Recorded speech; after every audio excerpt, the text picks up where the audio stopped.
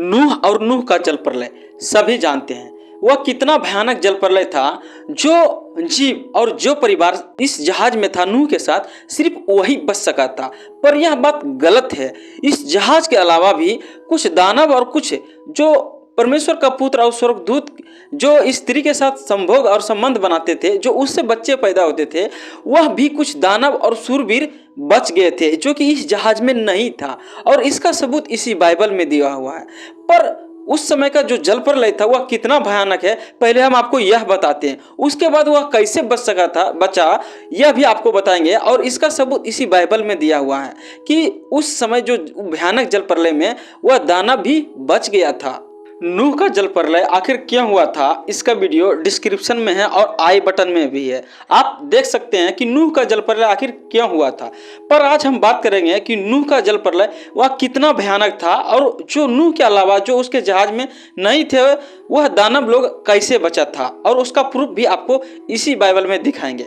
तो चलिए सबसे पहले जानते हैं कि नूह के समय जो जल प्रलय हुआ था वह कितना भयानक था। नूह के समय जो जल प्रलय हुआ था, जब नूह और नूह का परिवार और जो परमेश्वर ने आज्ञा दिया था जितने जानवर और जीव को अपने जहाज में लेने के लिए, जब सारे जीव उस जहाज में जाके बंद हो गया, तब फिर 40 दिन रात इतना भारी बारिश हुआ कि पूरे पृथ्वी पे जल ही जल हो गया, और पहाड़ से ऊंचा भी पानी हो गया। और वह पानी पूरे 150 दिन इस पृथ्वी पे जमा रहा। उसके बाद जब पूरे 150 दिन के बाद फिर हवा चला और धीरे धीरे जल घटने लगा। जब 7 महीने हुआ तो सिर्फ इतना पानी घटा कि सिर्फ पहाड़ के चोटी ही दिखाई दी, और उसमें नूह का जहाज जाके अटका। उसके बाद नूह ने एक कौवा और एक कबूतर उड़ाया, तो उसे नहीं पता चला कि पानी अभी खत्म हुआ, क्योंकि वह जहाज में फिर से रिटर्न आके नूह के पास आ गया था। पर जब 7 महीने के बाद और तेज हवा चली, जब 10वें महीने पूरा, तो इस पृथ्वी पे पूरे जल खत्म हो गया। लगभग नूह के जल प्रलय से लेकर इस पानी सूखने तक इस पृथ्वी पे लगभग 1 साल पानी इस पृथ्वी पे जमा रहा। और उसमें परमेश्वर को यह लगा कि सिर्फ जो नूह का परिवार है और जो जीव इस जहाज में था सिर्फ वही बचा था। पर ऐसा नहीं है। उस जहाज के अलावा भी कुछ दानव और कुछ बलवान लोग जो थे वह भी बच गया था। इसका वर्णन इसी बाइबल में दिया हुआ। चलिए इसका सबूत आपको दिखाते हैं और आगे आपको बताएंगे कि यह सब कैसे बच सका था, क्योंकि पूरे 1 साल इस पृथ्वी पे पानी ही पानी भरा था, जो कि पहाड़ से भी ऊंचा पानी था। तो इस पृथ्वी पे कहीं छिपने का भी जगह नहीं था। पर वह लोग कैसे बचा था, इसका भी सबूत दिखाएंगे। फिर यहोवा ने मूसा से कहा, कनान देश जिसे मैं इजराइलियों को देता हूँ उसका भेद लेने के लिए पुरुषों को भेज। वे उसके पितरों के प्रति गोत्र के एक एक प्रधान पुरुष हो। यहोवा से आज्ञा पाकर मूसा ने ऐसे पुरुष का प्रांगण जंगल में भेज दिया जो सब के सब इजरायली के प्रधान थे। परंतु उस देश के निवासी बलवान है और उसके नगर गढ़ वाले हैं और बहुत बड़े हैं। और फिर हमने वहां अनाक वंशियों को भी देखा, और उन्होंने इजरायलियों के सामने उस देश की जिसका भेद उन्होंने लिया था यह कर निंदा भी की। वह देश जिसका भेद लेने को हम गए थे ऐसा है जो अपने निवासियों को निगल जाता, और जितने पुरुष हमने उसमें देखे वे सब के सब बड़े डील डौल के हैं। फिर हमने वहां निपीलों को अर्थात निपीली जाति वाले अनाक वंशियों को देखा, और हम अपनी दृष्टि में उनके सामने टिड्डी के समान दिखाई पड़ते थे और ऐसे ही उनकी दृष्टि में मालूम पड़ते थे। तब सारी मंडली चिल्ला उठी और रात भर वे लोग रोते रहे। जैसे कि इस वचन में लिखा है कि यहोवा ने मूसा से कहा कि मैंने तुम्हारे पितरों से यह शपथ खाया था कि तुम्हें एक दूध और मधु के बहते हुए नदी का देश दूंगा, जहाँ की तुम्हारे वंशजों को मैं बसाऊंगा। जब मूसा ने सभी इजरायली को मिस्र से छुड़ा के लाल समुद्र पार करके गए, तब यहोवा कह रहा कि जाओ तुम उस देश का भेद लेके आओ कि वह देश कैसा है। तब मूसा ने अपने लोगों को उस कनान देश का भेद लेने के लिए कुछ लोगों को भेजा।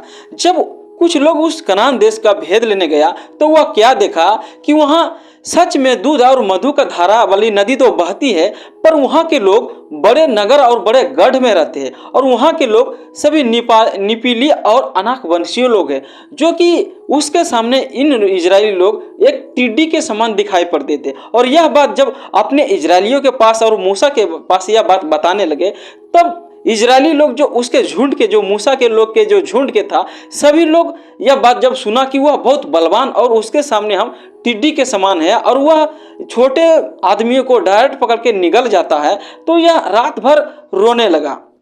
यह बात आपको यह सिद्ध होता है कि वह वही अनाकवंशी है जो कि नूह के समय जो परमेश्वर के पुत्र और स्वर्गदूत और शैतान के द्वारा जो मनुष्य के पुत्री के साथ संबंध बना के जो बच्चे उत्पन्न करते थे, वही अनाकवंशी, वही राक्षस और वही बलवान दानव लोग थे और उस जल प्रलय से बच गए थे। यह प्रूफ तो आपको बाइबल से दिखाए हैं, पर आपको कुछ प्रूफ बाइबल के बाहर से दिखाएंगे कि यह अनाकवंशी और राक्षस लोग सच में वास्तविक में बच गए थे।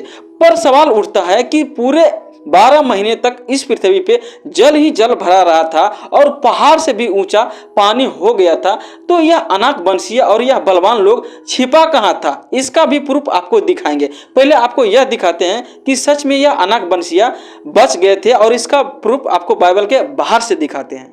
बहुत लोग जानते होंगे कि हिंदू धर्म का एक प्रसिद्ध घटना जो कि रामायण है, उसमें आपको दिखाते हैं, जैसे कि ये तस्वीर यह कुंभकर्ण का है, जो कि यह इतना बलवान था कि यह जब सो जाता था तो इस पे हाथी चढ़ा के बुलाया जाता था, तब पर भी इसका नींद नहीं टूटता था। और यह सब जो राक्षस है यह डायरेक्ट पकड़ के आदमी को निगल जाता था। और इसी प्रकार से हजारों राक्षस का वर्णन इस रामायण में दिया हुआ है। पर जब ऐसे लोग के बारे में जब इजरायली के लोग यानी जो मूसा के झुंड के लोग सुना, तो वह रोने लगा।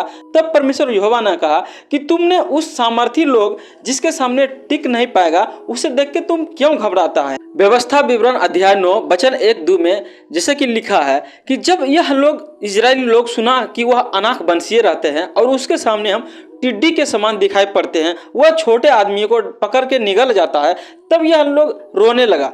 तब यहोवा ने कहा कि तुम लोग क्यों रोते हो और क्यों मुझ पर गुस्सा होते हो। मैंने तुम्हारे पितरों से यह शपथ खाया है कि मैं वह देश तुम्हें दूंगा तो दूंगा। पर सवाल यह उठता है कि यह अनाकवंशी जो नूह के समय जल प्रलय हुआ था, तो उसमें आखिर कैसे बच गया था। चलिए इसका कुछ और प्रूफ दिखाएंगे, पर हम आपको यह गारंटी नहीं लेते हैं कि इसी से बचा होगा। पर इसका चित्र और इसका कहानी सुनकर आप समझ पाएंगे कि आखिर यह एक रास्ता जरूर है जो कि इसी में अनाकवंशी बचा था और यह घटना मिस्र में ही है। जैसे कि यह चित्र देखिए, यह गीजा का पिरामिड है जो कि मिस्र में है और यह ऐसे पिरामिड है जो कि इसका बनावट एक पत्थर पे पत्थर है और एक पत्थर का कम से कम वजन 20,000 किलो है और एक पत्थर का वजन लगभग 70,000 किलो का है। और ऐसी टेक्नोलॉजी पुराने समय में जो कि अभी भी ऐसा किरान नहीं है जो कि इतना भारी भरकम पत्थर को उठा सके। पर हजारों साल पहले आखिर इतना बड़ा पत्थर को किसने उठा के ऐसा बिल्डिंग तैयार किया। और ऐसा लगभग 180 पिरामिड है, जिसमें कि सबसे 3 पिरामिड है और यह मिस्र में है और अभी भी है। और इसका अंदर एक छोटी छोटी गुफा है जो कि वैज्ञानिक जब रिसर्च किए तो इसका कुछ मात्रा भाग ही रिसर्च कर सका और इसका पूरा मात्रा क्या है इसका अंदर अभी तक रिसर्च नहीं कर पाया कि आखिर इसका अंदर क्या है। और इसका छोटी छोटी गुफा में और आगे जब रास्ता अंदर जाता है तो बड़े बड़े पत्थर से बंद किया गया है और जब एक द्वार को खोला जाता है तो उसके अंदर दूर जा जाके कई द्वार और कई गुफा मिलते हैं। वैज्ञानिक लोग और शोधकर्ता ये अभी तक सिद्ध नहीं कर पाया कि आखिर यह पिरामिड को किसने बनाया। और 180 पिरामिड थे जिसमें कि सबसे बड़ा 3 पिरामिड थे। तो हमें लगता कि यह घटना मिस्र का ही है और जो अनाकवंशी है शायद उसी के द्वारा यह बनाया गया और सभी अनाकवंशी इसी पिरामिड में लगता है छिप गया होगा और उस जल प्रलय से बचा होगा। पर इस पर आप क्या सोचते हैं, आप कमेंट करके जरूर बताएं।